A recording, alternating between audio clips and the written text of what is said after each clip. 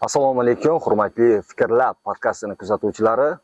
Mana bu galgi sonda ham boshladik. Bu galgi sonimiz aynan ilm yo'lidagi talabalar haqida suhbatlashamiz. Talaba deganda ham xorijlik talabalar, ya'ni O'zbekistonga kelib, xorijdan kelib, mana shu O'zbekistondagi nufuzli oliy ta'lim muassasalarida tahsil olayotgan talabalar bilan suhbatlashamiz.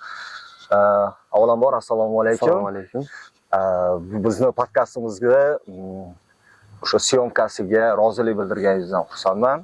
Avvalo o'zingizni tanishtiring, qayerdansiz, ism familiyangiz va qayerda o'qiyapsiz? Assalomu alaykum avvalambor Fikrlab podkastining kuzatuvchilari. Men O'zbekiston Milliy universiteti biologiya va ekologiya fakultetining 3-kurs talabasi, Turkmaniston davlatidan o'qishga kelganman. Ism familiyangiz? Abdullayev Azatbek. Asadbek tanishganimdan xursandman. Asadbek mana Turkmaniston davlatidanman, Turkmaniston Respublikasidanman deyapsiz. Mana O'zbekistonda kelish va O'zbekistondagi nufuzli oliy ta'lim muassasasi, O'zbekiston Milliy universitetiga o'qish qachondan boshlandi? Qachondan qiziqish paydo bo'ldi bu universitetga? 2023-yilda o'qishlarga qabul boshlandi. Undan keyin shu top mingtalikka kirgan universitetlar nimasida shu O'zbekiston Milliy universiteti bor ekan. Shuning uchun uydagilar qiziqdi.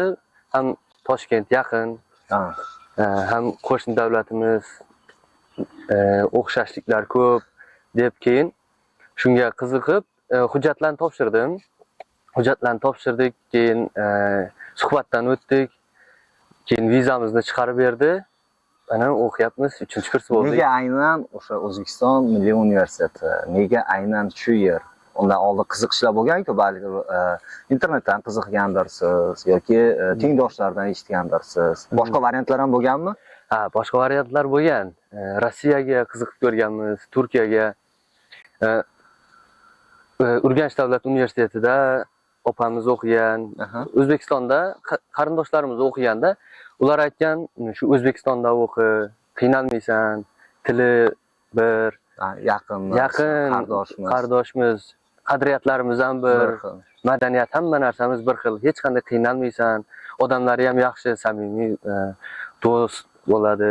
Nega aynan unda O'zbekiston bo'ldi? Tushundik, O'zbekistondan. Nega aynan O'zbekiston Milliy universiteti? Milliy universitet bo'lgani sababi hozir o'sha payt bizda shu faqat Milliy universitetni bilardik-da, boshqa bilamiz, lekin Milliy universitet ro'yxatda bor edi. Top mingtalikka kirgani uchun Milliy universitet ro'yxatda bor edi. Bizda ro'yxat bor. O'shan top mingtalikka kirgani uchun Milliy universitet ro'yxatda bo'lgani uchun topshirdim. Nega aynan biologiya bo'lganda, maktab payti biologiyadan olimpiadaga qatnashganman 2 yil. O'rin bo'lganmi? Ha, shaharda olganman. Birinchi o'rinmi? Shaharda birinchi o'rin. Viloyatda keyin no bo'lgandan keyin. Mayli. Xo'p, o'sha qiziqish demak yoshlikdan paydo bo'lgan fan olimpiadalariga nisbatan va hozirda ota-onangiz mana O'zbekiston Milliy universitetida o'qiyapti farzandim deb, menimcha faxrlanishsa kerakdir. Bunga qarash qanday bo'lgan? Ota-ona maslahat berganmi avvalo, o'sha Milliy universitetga borgan, o'sha top mingtalikka degan yoki bu o'zingizning shaxsiy qaroringiz bo'lganmi? Maslahat berganda uydagilar maslahat berdi. Aynan biologiya bo'lsa, shu bobom o'zi biologiya sohasida o'qigan, o'simliklarni himoya qilish shu nimada ishlagan. Maslahat uydagilardan. Men o'zim boshqa yerlarga ketmoqchi edim. Boshqa davlatlarga. O'rtoqlar hazil mazza qilib yuribdi, bu. Men ham shularning yoniga ketaman desam, uydagilar bu yerni nima qildi, lekin yaxshi, afsuslanmayman bu yerda ham. Yo'q. Turkmanistondan bir maktabni bitirgan yosh abituriyent sifatida qaraymiz. Endi o'sha 2023-yil orqaga qaytadigan bo'lsa, baribir qo'rquvlar bo'ladi, to'g'rimi? Va Toshkent qanaqa ekan? Men borsam meni qanday qabul qilishar ekan, qayerda yashar ekanman degan qo'rquvlar bo'lgan, to'g'rimi? Qanday topib boraman degan. O'sha qo'rquvlar bo'lganmi? Ha, albatta.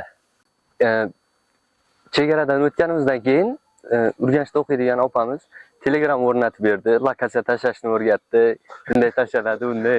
Keyin poyezdda keldik, vokzalda tushdik. Keyin bitta bizni kursdoshimiz bilan oldindan tanish bo'lganmiz. Kursdoshimiz bilan oldindan tanish bo'lganmiz. O'sha lokatsiya tashlab berdi. Ha. Biologiya fakultetida dars paytida fakultetning o'zida lokatsiya tashlab bergan. Biz taksi gaplashdik, keyin fakultetning orqa tomoniga kelib tushdik. Ha, demak lokatsiya binoni orqasiga. Ha, bu yoqqa. Biz aslida yotoqxonaga borishimiz kerak bo'lgan. Ikkita chemodan bilasiz-ku o'zingiz. Uydagilar hamma narsani sovurgan, non, Pochta bor, ochqab qoladi u yerga. Endi birinchi marta bo'lganiga. Keyin kelib tushdik, taksidan taksi ham tushirdi, ketdi. Keyin telefon qildi. Adashib bu yerda tashlab yuboribman dedi. Hozir dedi yotoqxonaga boraman, tashiyman dedi. Taksi.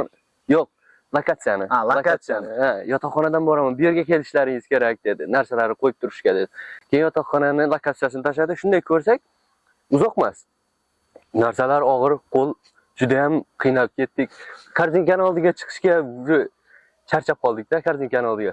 Keyin taksi bor ekan. Yonimda ammamning o'g'li kursdoshim Muzaffar bor. Ikkalamiz u bor, taksida ketaylik dedim.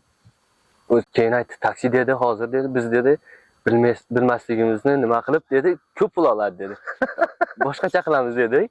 Bordik-da, aka dedi, mana bu yerdagi yotoqxonaga tashlab yuboring dedik. Keyin qancha berasizlar dedi. Qancha beraylik dedi. 50 ming dedi. Yo'q aka, o'zi mana shu yerda-ku 15 ming so'm, lekin bilmaymiz qayerdaligini.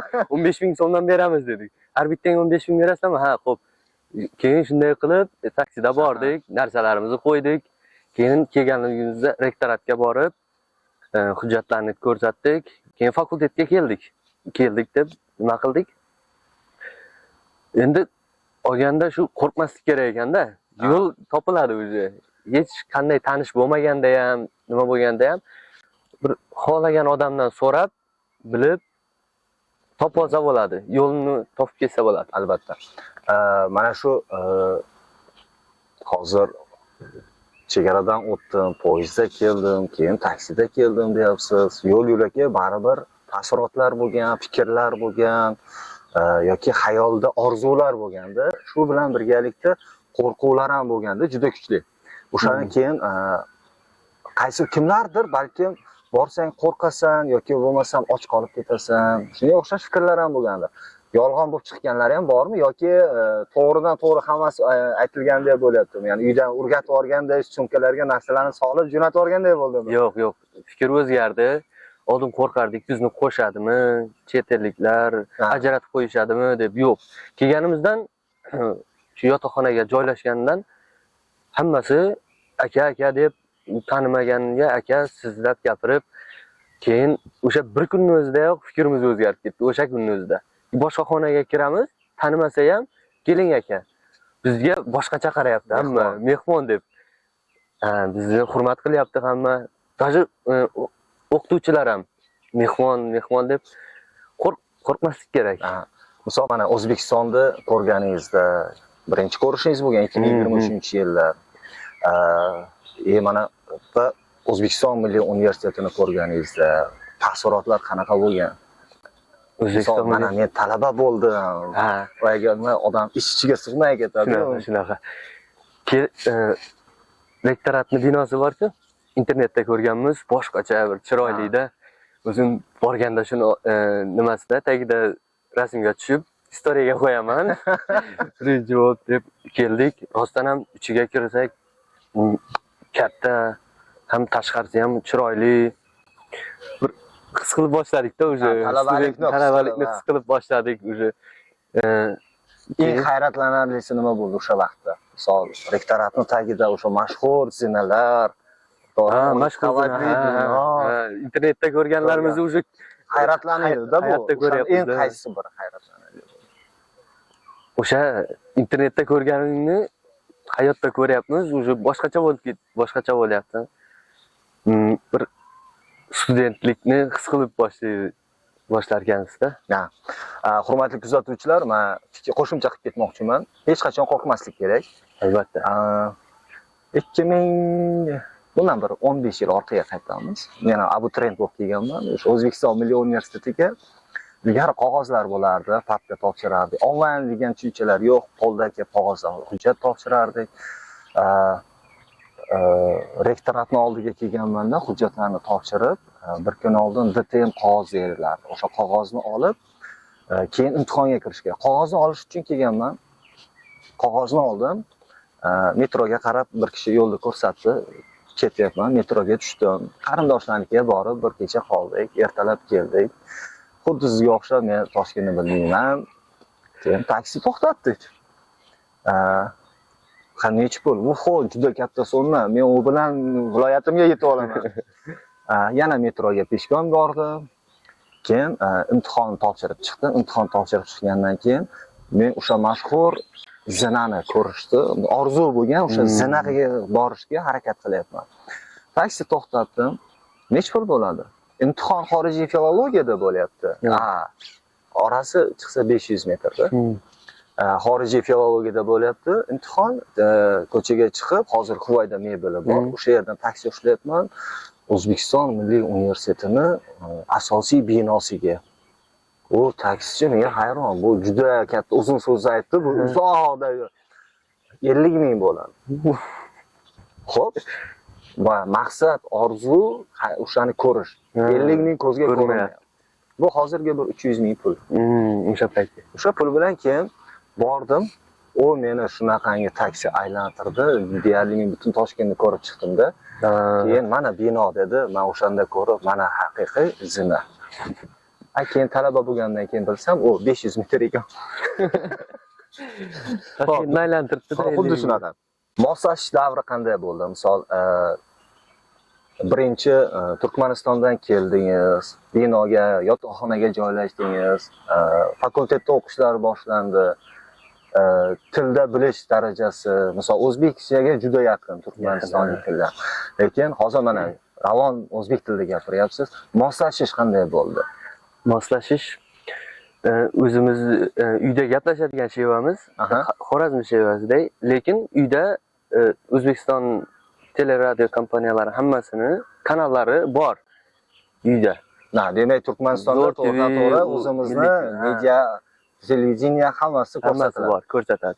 Keyin o'shani ko'ramiz, kinolarni ko'rganmiz, o'shani tilimiz tushunamiz. 100% gapira olmasak ham 100% tushunamiz. Shundan kelib keyin darslarga kirdik. Darslarda endi ilmiy terminlar ishlatiladi, to'g'rimi?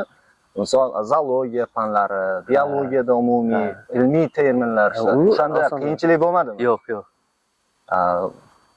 Baribir bizni o'qituvchilarimiz xorazmcha shevada gapirmaydi. Lekin ilmiy terminlar oldindan o'qiganmiz biologiyani. Lekin ba'zi boshda televizordagidek emasdan gapirish. Tezroq gapirsak tushunmay qolib, demak moslashish ozroq qiyin bo'lgan, to'g'rimi? Boshida o'qishga kelganmiz deb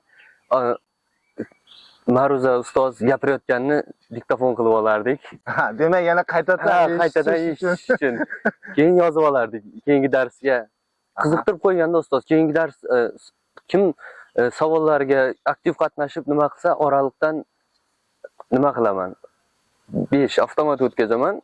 Uning uchun o'shanga loyiq darsga qatnashib, bergan savollarimga javob berishinglar kerak deb. Demak, talabam bo'lgan, o'qituvchi tomonidan birinchi talab qo'yilgan, eng faol bo'lgan, o'zini ko'rsata olgan, ma'ruzada to'liq o'sha javob bera olganga. Bu ham qiyin ekan, lekin biz avtomatdan o'ta olmadik, lekin o'shanga qiziqib o'qiganmiz-da. Xo'p, birinchi moslashishda birinchi haftalik qiyin bo'ldimi, yo'qmi? Birinchi 2 kunlik qiyin bo'ldi. Endi boshqa nima, boshqa yer, odamlari ham boshqa, har xil odam bor. Baribir kallada har xil fikrlar bor, lekin sekin-sekin yo'qoladi. Odamlari qanday ekan degandan keyin odamlarni yo'q bo'lgan, odamlari yaxshi, mehmondo'st hammasi. Xo'p, hozirda mana 3-kursda tahsil olyapsiz, to'g'rimi? Bu yerda o'qish siz yoshligingizda orzu qilganingizdekmi yoki undan ham a'lomi yoki uni aksimi? Yo'q, o'qishda aksi emas, a'lo darajada. Aynan shu biologiya fakultetini nimasi dala amaliyoti yoqdi. Dala amaliyoti. Demak, bu hammaga yoqadi. Bu kuzatuvchilar kim agar biologiyada o'qigan bo'lib va dala amaliyotiga ilgari Oqsoqotaga chiqilardi. Hozirda esa Toshkent viloyati Bo'stonliq tumaniga. Bu bizni kuzatayotgan hammani eng nima deydi, talabalik gashtini surgan kuzatuvchilarimiz hammasida bu dala amaliyoti boshqacha esda qoladi. Bu demak eng qiziqarlisi. Eng qiziqarlisi. Qanaqa holatlar bo'lgan o'sha dala amaliyoti? Dala amaliyotida biz birinchi kurs paytimizda bizga ikkinchi kurslar aytardida, o'qishni qiyin emas, qiynalmanglar, hali oxirida zo'r nimalari keladi, dala amaliyotiga chiqasizlar, dala amaliyotiga. 1 yil kutganmiz. Dala amaliyotini 1 yil kutganmiz. Keyin haqiqatdan ham dala amaliyot tog' manzarasi zo'r, havosi zo'r, daryoni bo'yida, ham suv omborini nimasida o'simliklar yig'ish uchun toqqa chiqib ketamiz. Yo'lda kursdoshlar bilan kolonka bor. O'simliklarni terib, ustozlar ham yaxshi. O'simliklarni terib, tabiatni qo'yinda. Xo'p, mana qarang, yana bir savol beraman-da. Auditoriyadasiz, dars jarayonidasiz. Dars sifati har xil bo'ladi. O'sha siz kutgandekmi?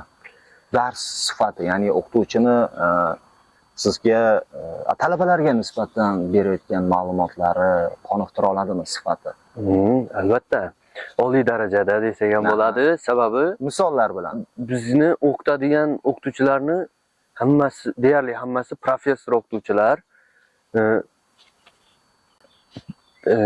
Bizga beradigan o'qitish metodikalari ham boshqacha. Har xil metodikada o'qitadi, bizga tushunarli qilib. Bu metodikada o'qitib ko'radi, bo'lmasa savol-javob metodi ham eng qiyin deb aytishadi. Qiyin deb aytishadigan fan biokimiya. O'shani ustozimiz juda ham zo'r o'rgatgan bizga. Molekulyar biologiya. Sherali aka. Zo'r o'rgatgan. Men qo'rqardim boshida, rostdan qo'rqardim. Sherali aka, agar bizni kuzatayotgan bo'lsangiz, talabalar aslida ilmga qiziqqan bo'ladi, lekin sizdan qo'rqishar ekan. Yo'q, fandan. Fandan qo'rqishar ekan, demak, to'g'riroq. Qiyin deyishgan, lekin e'tiborli bo'lib kuzatib o'tirsak, unchalik qiyin emas. Tushunsa bo'ladi. O'qib ketdik, yaxshi. Xo'p, o'sha biokimyodan necha bo'ldi baho? 7 bahosini. Lekin enzimologiya ham 4. Demak, enzimologiya. Bu hurmatli kuzatuvchilar, enzimologiya bu biokimyodan keyingi fan sifatida o'tadi. Bu biokimyo enzimologiyani tayanchi, ya'ni fundamenti deb qaraladi. Uni chuqur o'zlashtirgandan keyingi etapga enzimologiyaga o'tadi. Men to'g'ri tushungan bo'lsam. Shunaqa. Qiyin fan yo'q, qiynaladigan talaba bor deydi. Haqiqiy talabani tilidan bo'ldi. Eng yaxshi o'qituvchingiz haqida aytib bera olasizmi? Hozir mana sizga professorlar dars beryapti, to'g'rimi? Yuqori misol bilimga, malakaga ega bo'lgan professorlar. O'qituvchini men doim aytaman, o'qituvchini yomoni bo'lmaydi. Hech qachon o'qituvchini yomoni bo'lmaydi. Lekin ularning ichida eng zo'ri bo'ladi doim, eng yaxshisi bo'ladi. Har bir shaxs uchun. Menda ham bor, eng yaxshisi. Hammasi zo'r, lekin ularning ichidan ham tanlayman eng yaxshisini. O'qitadigan o'qituvchilardan eng yaxshisi, hammasi ham yaxshi o'qituvchilarni, to'g'ri. O'simliklar fiziologiyasi ustozimiz Anorjon opa shogirdlikka oldi. Yaxshi o'rgatadi. Keyin shu botanika bog'imizda shu nimalarni amaliy ko'rsatib beradi-da. O'zim ham shu o'simliklarga qiziqaman, shu bobom nimasi bo'lgani uchun. O'shaning uchun shu botanika nimasini tanladim. Undan boshqada eng yaxshi ustozlarimizning biri Zamdekanimiz, Orzubek aka. U o'qishda emasda, bu talaba hayotida yo'l ko'rsatadi bizga. Unday bo'lish kerak, bunday bo'lish kerak. Shunaqa. To'g'ri. Hurmatli kuzatuvchilar, bundan oldingi sonimizda biz Anorjon opa bilan podkast qilganmiz. O'sha podkastni ko'rib, fikrlaringizni mana talabalarning fikri qanday ekanligini bilib olsangiz bo'ladi. Anvarjon opamiz qay darajada mahoratli o'qituvchi ekanligini. Bilasizmi, hayotda fanni o'rgatadigan, mutaxassislikni o'rgatadigan ustozlar bor. Lekin hayotda to'g'ri yo'lni ko'rsata oladigan alohida ustoz bo'ladi. O ustoz menda ham bor. U ustozlardan misolan mutaxassislikni o'rgatadigan ustozim, men juda qattiq hurmat qilaman.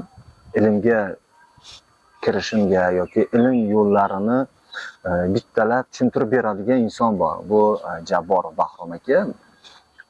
Hayot yo'lidagi ustozim esa G'alaberdiyev Rustam aka. Ustozlar deganda bu juda katta ma'no yotadi. Buni ko'pchilik biladi. Ustoz otangdek ulug'. Yana buni boshqacha ham variant bor. Ustoz otangdan ulug' deyiladi. Lekin baribir ham ustozni biz otadan yuqori o'ringa qo'yyapmiz. Shuning uchun hurmatli kuzatuvchilar, ustozlarni ko'rganda doim assalomu alaykum. Albatta. Assalomu alaykum. Xo'p, Asadbek mana Turkmaniston davlatidan kelib, hozir mana shu yerda o'qib, o'rganib, bilimlarni egallayapsiz. Mana shu 3-kursga kelgunga qadar juda ko'plab fanlarni o'tdingiz. Mana shu fanlar hayotda asqotdimi, fandan o'rgangan narsalaringiz asqotdimi? Ha, albatta. Biologiya bu o'zi hayotdagi hamma narsani o'rgatadi deyarli. 100%, tabiatni deyarli 100%. Biologiyada o'simliklarni o'tamiz. Uyda o'simliklarimiz bor. Unga nima qilish. Keyin mikrobiologiya, bakteriyalar, zamburug'lar yeyotgan narsalarimizda bo'lishi mumkin. Qayerda gigiyenani o'rgatadi. Albatta. O'sha zararli mahsulotlar, genetika masalan qiziqtiradi. Mana bundan oldingi hurmatli kuzatuvchilar, eslasangiz, mikrobiolog bo'yicha, mikrobiologiya sohasi bo'yicha Fotima opa bilan podkast qilgandik va o'sha podkastda e'tibor bersangiz bitta jumla bor. Opa juda ko'p fikrlarni aytdi, o'sha yerda bittasi meni miyamda qolib ketgani, muzlatgichni ochganda, muzlatgichni eshigida tokchalari bo'ladi. O'sha tokchalarga sut mahsulotini qo'ymaslik kerak. Ya'ni muzlatgich eshigini ochganda doim tashqaridan issiq havo, ichkaridan sovuq havo kirib, o'sha sutli mahsulotlarni sifatini o'zgarishiga, ya'ni aynishiga olib keladi. Uni doim sutli mahsulotlarni xolodilnik ichkari qismiga, muzlatgich ichkari qismiga qo'yish kerak. Men yaqinda mana shu narsani bildim. Demak, podkastimizda hali biz ko'p narsa o'rganyapmiz.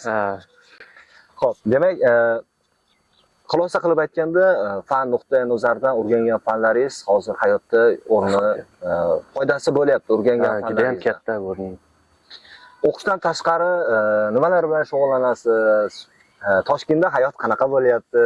O'qishdan tashqari shu sport, futbol o'ynaymiz. Haftada 2 kun. Undan boshqadan turkmanistonlik talabalar bilan voleybol. Sportga e'tibor katta.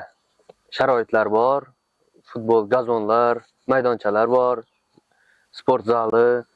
Umumiy bir kunlik, Asadbek, bir kunlik kun tartibingizni aytib bera olasizmi? Misol, uyg'ondik va kechki uyquga ketgunga qadar nimalar bilan shug'ullanasiz?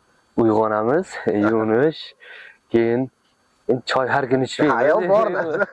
Har kun ichmaymiz. Ha, har kun kech turamizda. Kechayotgandan Hurmatli keyin. talabalar, bu narsani lekin qabul qilmang. Maslahat yo'q. sifatida qabul qilmang. O'qishga qaytamiz. Undan keyin turib o'sha sportga, maydonchaga chiqamiz, o'ynaymiz, kelib keyin yuvinib, ovqatlanib, dars qilamiz. Ertangi fanlarning darsini tayyorlab, endi hammada bo'ladi. Instagram, YouTube. Ha, ular ham bor. Bu hozirgi yoshlarni ijtimoiy tarmoqda faolligi, uni media makonda kengligi. Asadbek, yana bir shaxsiy va hissiy savol beraman. Mana top mingtalik oliy ta'limda o'qiyapsiz.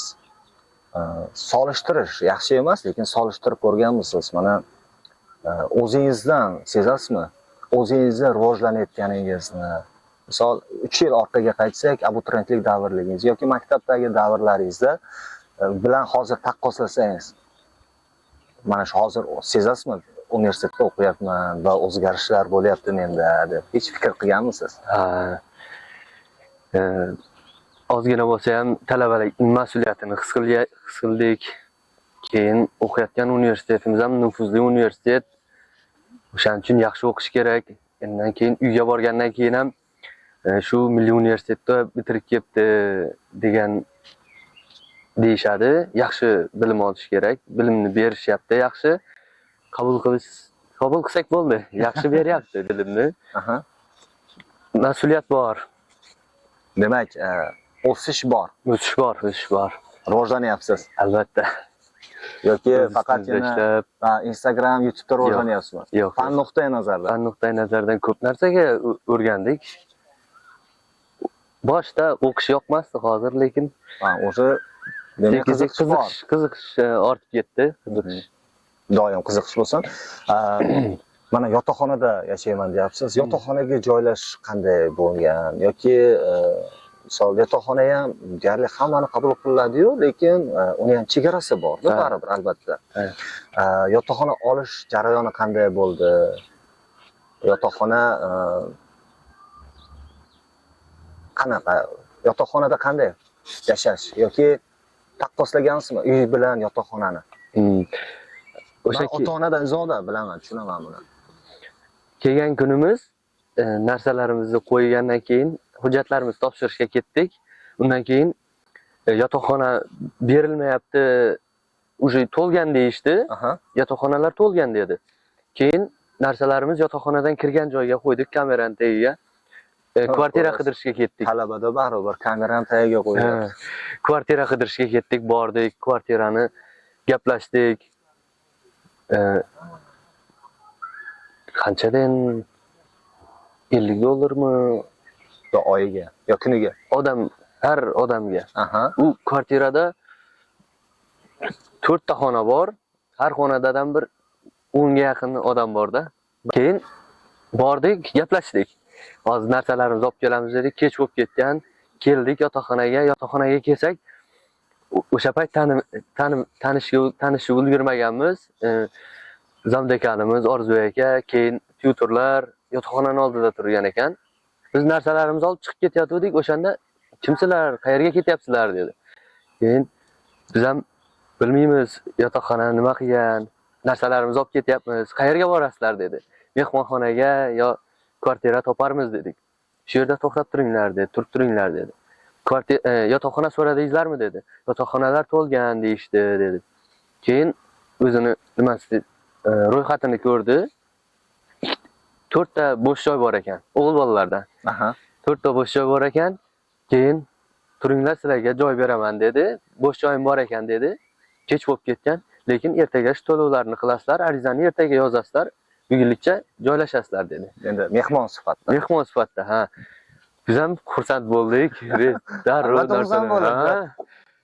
bo'lmasa shu kvartiraga ketish kerak edi. Uydagilar ham kvartira iloji bo'lsa yotoqxonada joylash dedi. Kvartirada joylashma deganda uydagilar. Demak, uydan tayinlab borishganda. Yuklar ham to'g'ridan-to'g'ri yotoqxonaga ketishgan. Albatta. Keyin yotoqxonada bir haftadan keyin hammani taniymiz. O'zbekistonlik talabalar qiziqqan bizga, qanday gaplashib chiqishib ketganmiz darrov. Qiziqarli bo'lgan. Nima deb o'ylaysiz? Hozirgi kunda mana xorijlik talabalar sifatida yoki tengdoshlaringizga nisbatan talabalik hayoti qimmatmi yoki o'rtachami? O'rtacha. O'rtacha, ha? O'zi pulimiz yetadi oyiga. 0 bo'lib yetadi. Va nimaga bu savolni beryapman? Talabalik davrimda o'zim ham endi kameraga aytishdan anaqa-yu, lekin konspektlar qilib berardim. Uydagilarga og'irligim tushmasligi uchun. Yoki bo'lmasam shunga o'xshash mehnatlar qilardim. Lekin og'ir mehnat qilmaganman. Shuning uchun menga bu savol qiziqdi. Hozir yashash qanday deb. Yetadi. Bizga ishga kirish mumkin emas. Aha. Bizni vizamiz A viza, o'qish vizasi bo'lgani uchun ishlash mumkin emas ekan. Aha. O'shaning uchun Demak, faqat ilm olish ha, mana shu uchun berilgan viza, Ha. to'g'rimi? Asadbek, mana oziq-ovqat, transport haqida fikrlaringiz qanday? oziq-ovqat Chunki nimaga bu savollarni beryapman? Bizni kuzatib turgan kuzatuvchilarimiz, agar ular Turkmanistonlik bo'lsa, ularni ota-onalari ko'rib turgan bo'lsa, ertaga farzandimni xuddi sizni ota-onangizga o'xshab, yotoqxonasiga joylashdan tortib, uni oziq-ovqati, transporti qanday yashaydi, qanday kun ko'radi, kunlik bir kunda o'rtacha qancha pul sarflaydi? Bu ota-ona uchun juda ham muhim masala. Uning bir kunlik kun tartibi qay holatda bo'ladi? Men shu uchun savollarni beryapman. oziq-ovqat biz xonadoshlar bilan yig'ishib, qo'shilib ovqat qilamiz. Haftada bir kun bozorlik qilamiz. Ko'proq qilmoqchi bo'lsak, Chorsuga boramiz. Chorsuda arzon, lekin Korzinka ham uncha farq qilmaydi. Korzinka ham yaqin. Hamma narsa bor. Yaxshi. Men Jam bu unchalik qimmat oziq-ovqat emas. deganimda nimaga oziq-ovqat deyapman? Misol, Turkmanistondagi ovqatlar, taomlar bilan taomlanib yurgansiz. Hozir Toshkentga kelganda o'sha oziq-ovqatga moslashish qiyin bo'lmadimi? Ovqatlarga moslashish qiyin bo'lmadimi? Mana shunga men urg'u bermoqchiman. Ha, ovqatlarga moslashish qiyinroq bo'ldi, to'g'risini aytaman. Sababi bizda zira yeyilmaydi, zira. Aha. Zira yeyilmaydi. Toshkentda deyarli hamma narsaga zira solinadi. Men shu zira bilan keyin salatga qo'shiladigan kashnich, o'shani hozir ham yeya olmayman. Qolgan ovqatlar demak Yaxshi. yaxshi. Ha. Lekin oshga zira solinadi. 5 qozon, keyin kamolon osh, o'shalarning ovqatida zira bilinmaydi. Yaxshi ketadi. Bu reklama bo'lib ketdi. 5 qozon va kamolon oshi. Endi Xo'p. Oilada uzoq bo'lish, mana boshqa yurtda, boshqa davlatda, misol nufuzli oliy ta'limda o'qiyapsiz. Ota-onani sog'inch degan tuyg'ular bor, vatanni sog'inch tuyg'ulari bor. Bular haqida fikr bersangiz. ota-onani sog'inish bor, lekin unchalik ko'p emas. Nega? Shu maktabni bitirgandan keyin armiyaga ketganmiz, xizmatga 2 yil. O'shanda o'zi o'rganib qolganmizda. lekin Lekin baribir sog'inch bo'ladi. Ha. Ba'zi paytlar ovqat yeb o'tirgan payti uyni ovqati yodga tushib ketadi. Uyda bo'lganimda bunday bo'lardi. Ha. Uyda bu narsa bunday edi, uyda bu narsa bunday edi. Demak, taqqoslash bor. Ha, hozirgacha bor. Misol, mana taqqoslayapmiz. Sog'inch haqida gapiryapmiz. Eng sog'ingan narsangiz nima? Yoki kim? Shu uydagilar. Uydagilar. Bobom, dadam, oyim hammasi. Sog'inamiz sizni. Rahmat. Xo'p, mana o'qishda boshladingiz. Birinchi kursda o'qishlar boshlanib ketdi. Hozir 3-kursdasiz. Do'st topish qiyin bo'lmadimi? Yo'q, do'st topish qiyin emas. Hamma fakultetda deyarli yotoqxonada deyarli hammasi bilan do'stmiz. Do'st topish qiyin emas. Hammasi nima desam, kirishib ketadi, qo'shiladi nimasiga, safiga. Chujoy deyishmaydi hech kim. Begona. Begona deyishmaydi. Hammasi hurmat qiladi. Mehmon hozirgacha ham hurmat qilishadi talabalar, yosh kichkinalar, aka hurmat qilishadi hammasi. Demak, yaqin do'stlar bor. Ya, bor.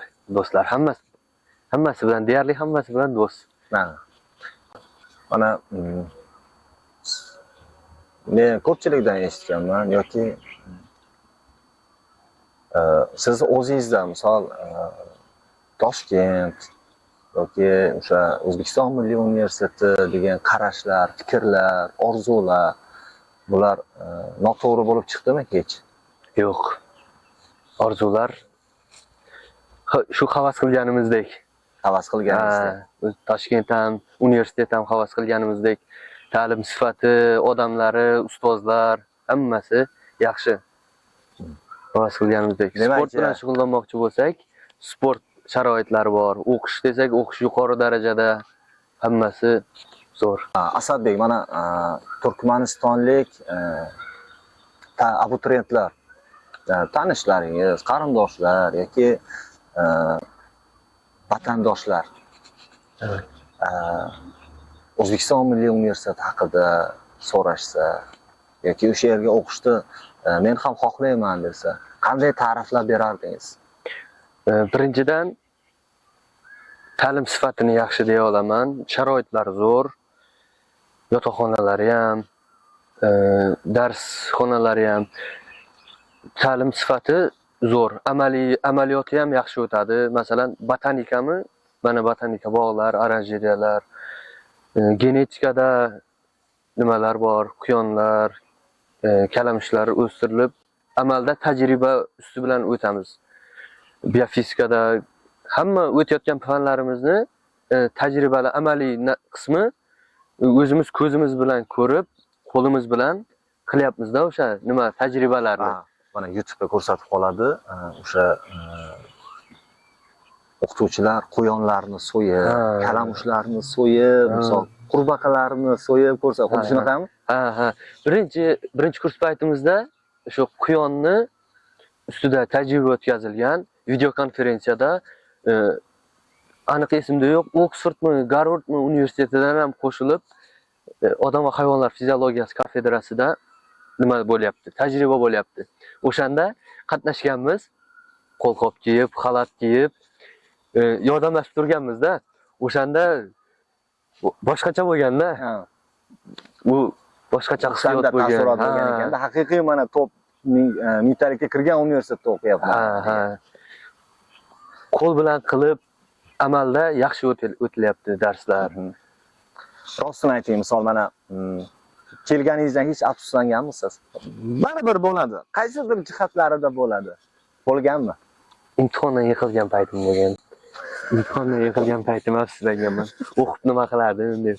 Boshqa ish qilsam bo'lmaydimi? Lekin o'qib, qayta topshirishda o'tib ketib, u fikr noto'g'ri ekan deb. Yaxshi kunlar ko'p-ku. U nima imtihondan yiqilish, unga qaraganda qiziqarli kunlar ko'p, u yoddan chiqib ketadi. Esdan chiqib ketadi. Demak, afsus yo'q. Yo'q. Hozir ortga qaytish imkoni bo'lsa-da, mana 2026-yildamiz, afsus yo'q deyapti. Ortga qaytish imkoni bo'lsa, 2023-yilga kelib qolsa, yana shu abituriyentlik davringiz, universitetga hujjat topshirish kerak. Yana Milliy universitetga topshirgan bo'larmidingiz? Albatta, yana shu Milliy universitet, yana shu biologiya fakultetiga topshirgan bo'lardim. Biologiya va ekologiya fakultetiga. Yaxshi, afsuslanmayman. Zo'r fakultet, zo'r universitet. Xo'p, mana kursdoshlaringiz, vatandoshlaringiz, boshqa yurtlardan kelib o'qiyotgan kursdoshlaringiz, xorijlik talabalar. To'g'ri, universitet diplom beradi. Ta'lim beradi, ilm beradi, oxirida diplom beramiz. Sizningcha bu yana nimalar oldingiz? Diplomdan tashqari yana? Diplomdan tashqari bilim, undan boshqa shu hayotdagi ko'p narsalarni o'rganamiz.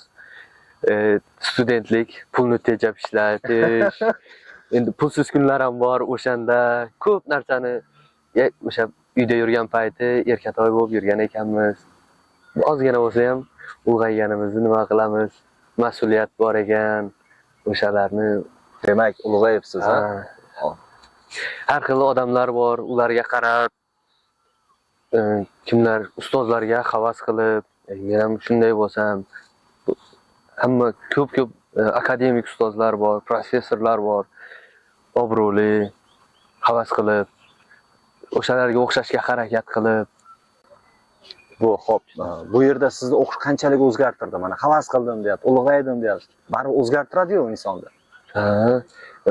Oldin dangasa edim uyda. Hech tayinli bir ish qilmaganman-da.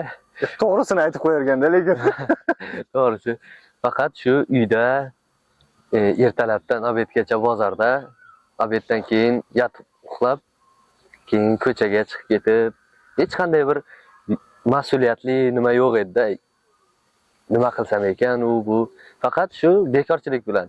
Endi hozir o'qiyapmiz, diplomni olib uyga borgandan keyin nima ish qilaman? O'shanga harakating, kelajakka harakat qilyapmiz endi.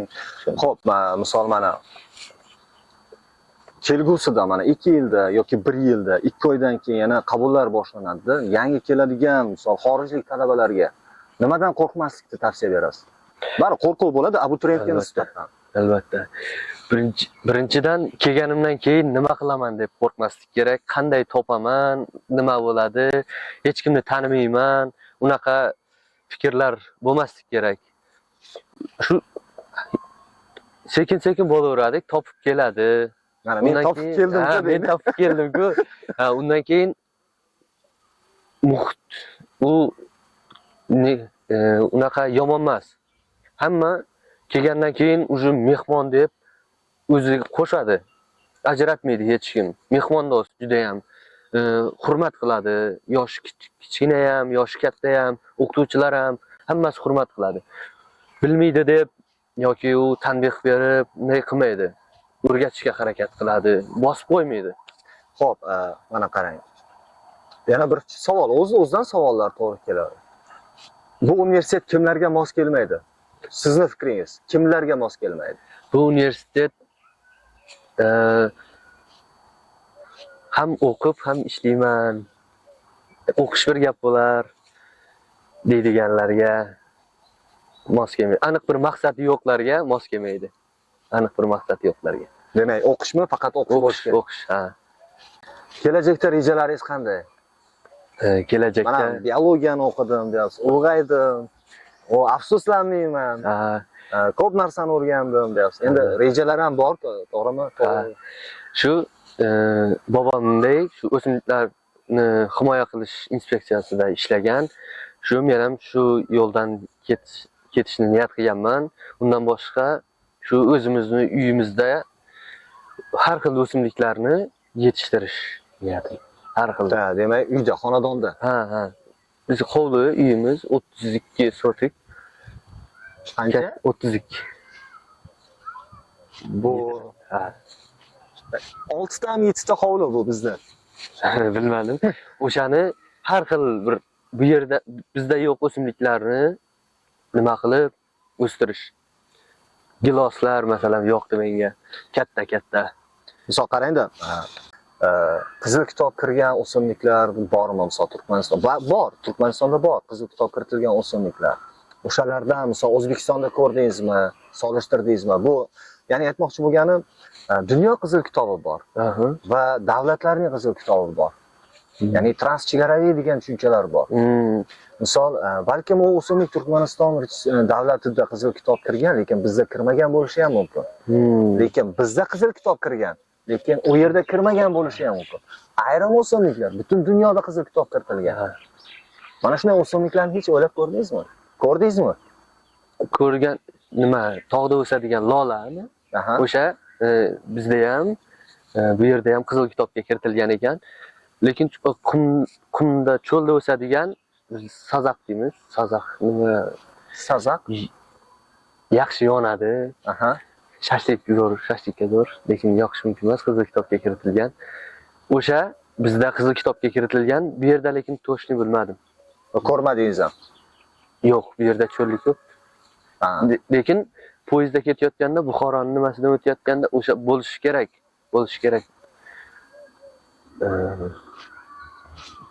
Izohlarda yozib ketishingizni so'radim. Sazaq. Bu qaysi o'simlik va bizda qizil kitob kiritilganmi, yo'qmi? Bizning kuzatuvchilarimizga, abituriyentlarga o'zingizni 3 ta maslahatingizni bering. O'zbekiston Milliy universitetiga o'qishga keling. Sababi top mingtalikka kirgan universitet bekorga emas, ta'lim sifati, sharoitlari, hamma narsasi yaxshi. Ikkinchi maslahatim, qo'rquvni yo'qotish kerak. Qo'rquvni yo'qoting. Hamma narsa sekin bo'ladi. Yo'l yorug'ini topib ketasiz, moslashib ketasiz. Juda ham zo'r. Uchinchi maslahatim, boshqa davlatdan kelib o'qiyotgandan keyin e'tiborni faqat o'qishga, o'sha o'z oldiga qo'ygan maqsadiga yo'naltirish kerak. Instagram, ijtimoiy tarmoqlarni me'yorida ozgina ja qiziqib nima qilmaslik kerak. Vaqtni bekorga Vaqtni bekorga yo'qotmaslik kerak. Demak, o'qish, bilim olish uchun keldingmi, demak, o'sha marrani egallash kerak. Ha. Va o'shanda biz bilamizki, qachonki bir ilm olish uchun shu kirishdikmi, demak, o'shani oxirigacha yetkazishimiz kerak. O'shanda biz malakali kadr bo'lamiz, albatta. Eng qiyin bo'lgan kuningiz esingizdami? Misol, talabalik davrida 3-kursdasiz hozir, qiyin kunlar bo'ladi-yu. Talabalik davrlarida. O'sha chemodanimni kartinkaga olib borgancha o'sha qiyin bo'lgan. O'sha tushundim. Eng og'ir yaxshisi, bo'lganda. eng mana quvnoq, esda qolarli kun. quvnoq, eng esda qolarli kun birinchi darsga kirgan kunimiz. Kostyum-shimlarda kelganmiz, auditoriyada oldin auditoriyani zina-zina bo'lib o'tiradigan faqat televizorda ko'rganmiz, kinolarda ko'rganmizda, endi o'shanda o'tiribmiz, xursand bo'lib, keyin ustozni gapiradigan tribunasi bor, kichkina. O'shanga borib turib ko'rdim. Boshqacha bo'lganda qiziqqanman. Dala amaliyotida ko'p bo'lgan. Unda har kun quvnoq qiziqarli bo'lib o'tadi. To'g'ri, dala amaliyoti bu Albatta. boshqacha dunyo, boshqacha talabalik davrlari. Xo'p, mana universitetni, ilm oladigan dargohni bir so'z bilan.